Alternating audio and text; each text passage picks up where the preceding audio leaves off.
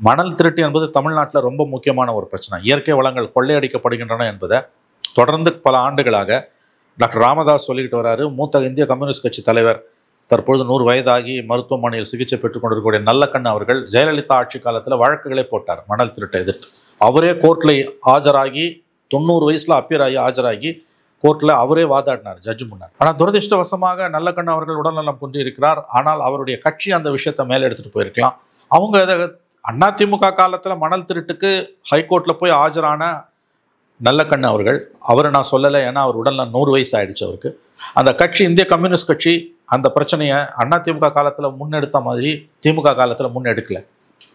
கம்யூனிஸ்டுகளோட ரெட்டை நாக்கு, தோழமை கட்சிகளோட ரெட்டை நாக்கு, ரெட்டை வேஷம் பல விஷயங்களில் வெளியில் வந்திருக்கு. அதில் இது ஒன்று. நேற்று அந்த மணல் திருட்டை பற்றியும் விஜய் பேசுகிறார். கோர் சப்ஜெக்ட்ஸ் எல்லாம் அவர் தொட்டிருக்காருங்க. வரும் நாட்களில் இன்னும் அதிகமாக ஃபோக்கஸ்டாக பேச வேண்டும் என்று நாம் எதிர்பார்க்கலாம். குறிப்பாக நான் சொன்ன மாதிரி கிட்னி திருட்டை பற்றி இன்னும் ஒரு 5 நிமிஷம் பேசியிருந்தாருன்னா பற்றி எரிஞ்சிருக்கும்.